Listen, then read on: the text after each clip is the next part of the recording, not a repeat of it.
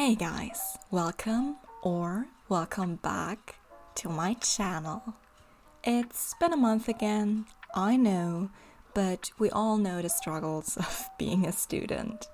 Today I want to talk about a topic I thought I would never address, at least in this way, and to be honest, it still feels super weird to openly talk about it, because it's speaking from a kind of privileged position, if you can name it that. I want to talk about how quote-unquote going viral harmed the relationship with me and my art and caused me the worst art block I have ever experienced. From the start, I just want to mention clearly that I am aware of what I'm going to talk about is whining from a quite high position, since a lot of people are wishing themselves to have similar success. Who am I to judge? I mean, I did too, until it happened to me and it showed me that it's not as expected. I also talked to a few other artists who had happened similar things to them, and they all kind of agreed on relating to my feelings on this matter. Apparently, this is a thing that not only me and my existence are experiencing. So let's dive back to mid-October, where I started to have fun with creating reels on Instagram again after taking a good solid year off of it. Usually I am not really focused on numbers, but my page had approximately around 1,100 followers at that time, which I am incredibly grateful for. I am just so happy that so many people are enjoying my art, and unfortunately, this fact and those numbers in relation will be important later. So I started having fun with creating watercolor progress reels showing my art and sketches off in creative video formats, and just having fun with editing. That fun of creating was and still is the main reason I make those reels, because honestly I don't really like, especially the consumption of the short form content that is currently taking over the internet, but whatever. The fun was the main focus, while of course in the back of my head I was very aware of the status of reels for the Instagram algorithm. And of course it did its job. It did what Instagram wanted my reels to do. They got pushed. And in the beginning, with those barely 1,000 views reels, I was really happy because I finally reached some of my followers again that already had forgotten about me, thinking I was on hiatus or just didn't post as much anymore. Reconnecting with people who liked my art felt very loving, comforting in a way. It just felt good. A couple of people would freshly discover me, I would discover them as well, and I would make a few more art friends. I had fun with my art, I created a lot, and it was just nice. Until my first OC challenge went 10 times beyond my normal numbers overnight and almost caused me a panic attack at a Sunday morning. All in all, I was just very happy. I at least thought so. The gut feeling meant that my art and my characters were seen by people.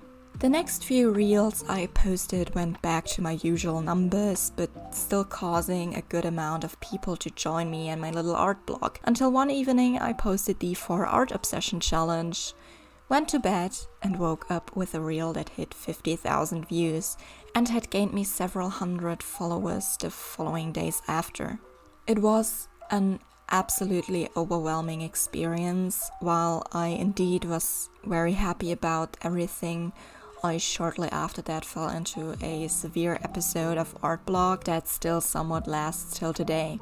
I hope that making this video and talking about everything will ease that up, because I generally never was a person that struggled with art block longer than a week or two, and being stuck in this state for over 3 months now is very frustrating and upsetting for me. I at first thought that the art block is related to my class, the exams, and the fact that I am graduating this year.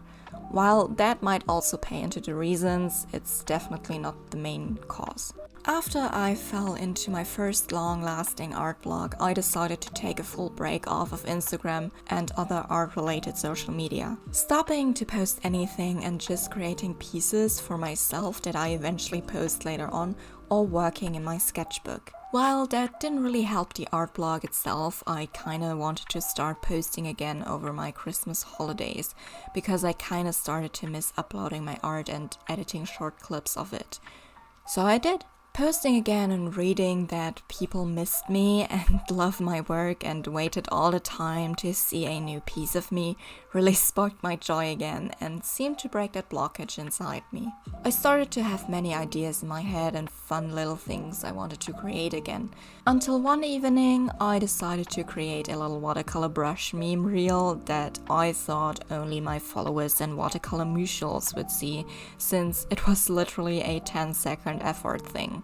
I posted it, went to shower and eat dinner afterwards, just to come back to my phone wanting to text my partner and seeing my Instagram notifications explode.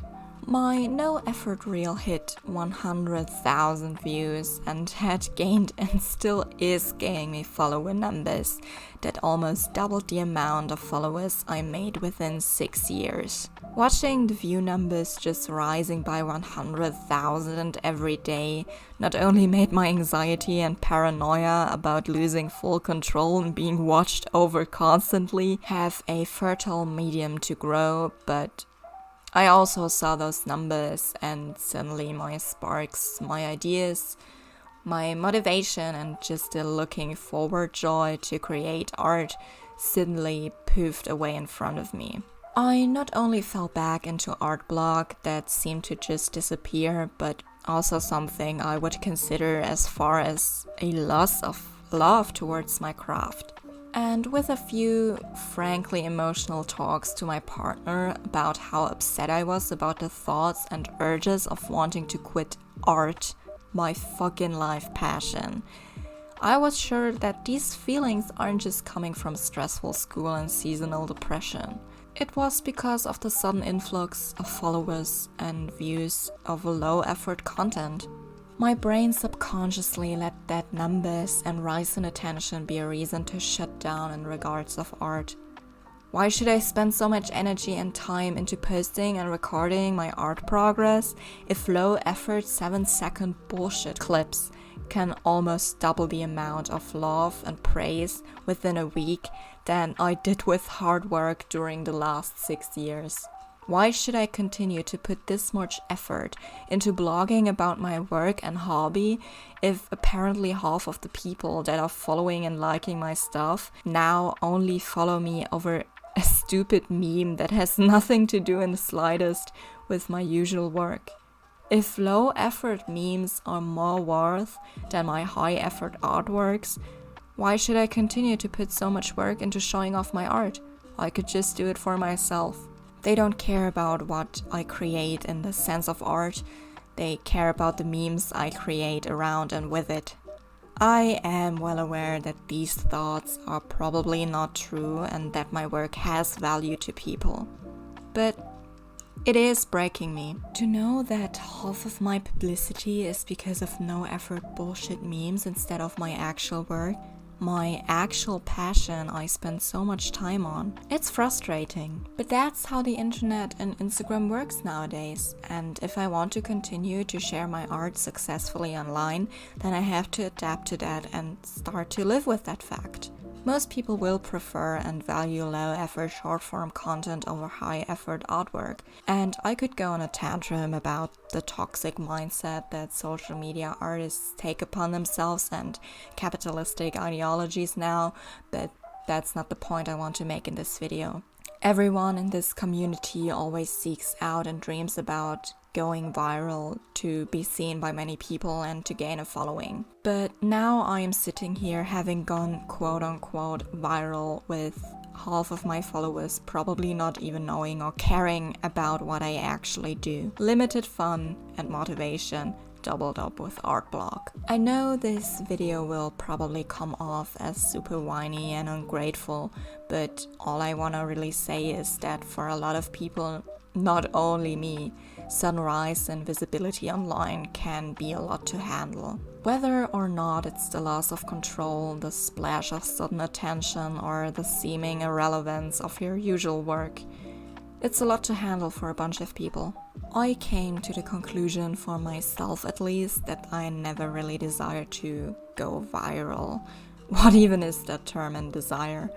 I don't want to be some quirky trend that is over within a week. I want my art to reach people who care long term, who are inspired by my art and find it appealing or can relate to the topics I address with my works. I want lasting impact and much more prefer one single follower that I can have mindful DMs with, or that can take positivity from my work, rather than 200 followers in one day that will be radio silent for the rest of my being online. And I think a lot of people actually desire that when they say or think that they also want to go viral or be blessed by the algorithms. We actually desire an actual connection towards people who want to follow our art journey instead of a quick exposure and high numbers.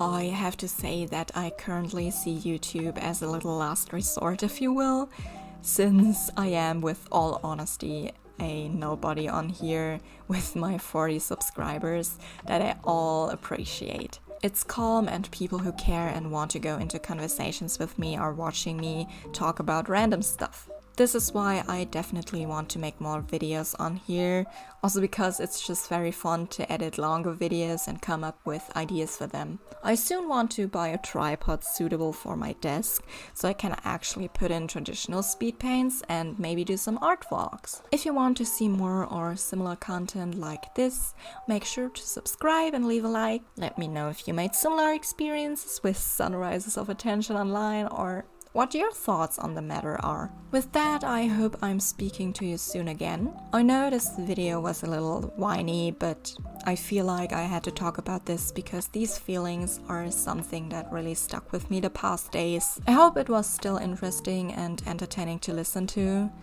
So, stay safe and stay hydrated.